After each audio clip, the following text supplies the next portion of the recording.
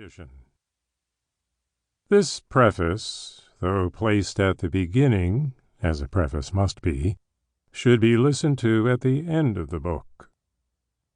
I have received a large amount of correspondence concerning this small work, and many reviews of it, some of them nearly as long as the book itself, have been printed, but scarcely any of the comment has been adverse.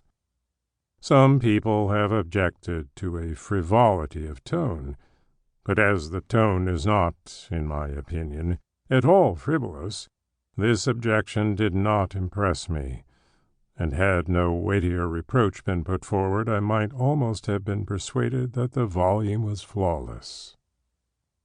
A more serious stricture has, however, been offered, not in the press, but by sundry obviously sincere correspondents, and I must deal with it.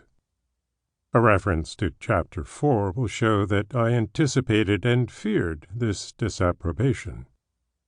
The sentence against which protests have been made is as follows. In the majority of instances, he, the typical man, does not precisely feel a passion for his business. At best, he does not dislike it.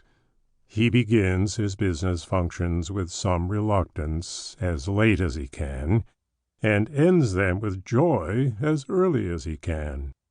And his engines, while he is engaged in his business, are seldom at their full HP. I am assured, in accents of unmistakable sincerity, that there are many businessmen, not merely those in high positions or with fine prospects, but modest subordinates with no hope of ever being much better off, who do enjoy their business functions, who do not shirk them, who do not arrive at the office as late as possible and depart as early as possible, who, in a word, put the whole of their force into their day's work and are genuinely fatigued at the end thereof. I am ready to believe it. I do believe it. I know it. I always knew it. Both in London and in the provinces, it has been my lot to spend long years in subordinate situations of business, and the fact did not escape me that a certain proportion of my peers showed what amounted to an honest passion for their duties, and that while engaged in those duties they were really living to the fullest extent of which they were capable. But I remain convinced that these fortunate and happy individuals, happier perhaps than they guessed, did not and do not constitute a majority, or anything like a majority. I remain convinced that the majority of decent, average, conscientious men of business, men with aspirations and ideals, do not, as a rule, go home of a night genuinely tired. I remain convinced that they put not as much but as little of themselves as they conscientiously can into the earning of a livelihood, and that their vocation bores rather than interests them.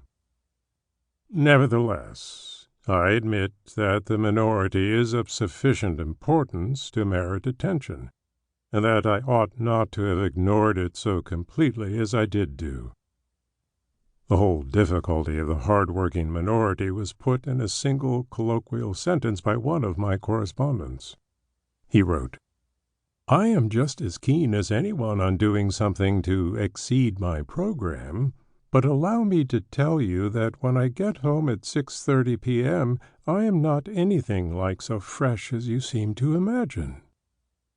Now I must point out that the case of the minority, who throw themselves with passion and gusto into their daily business task, is infinitely less deplorable than the case of the majority, who go half-heartedly and feebly through their official day. The former are less in need of advice how to live. At any rate, during their official day of, say, 8 hours, they are really alive. Their engines are giving the full indicated HP. The other 8 working hours of their day may be badly organized or even frittered away. To keep listening to this audiobook, I've left you a link in the description so you can do it at no cost thanks to Audible's 30-day free trial.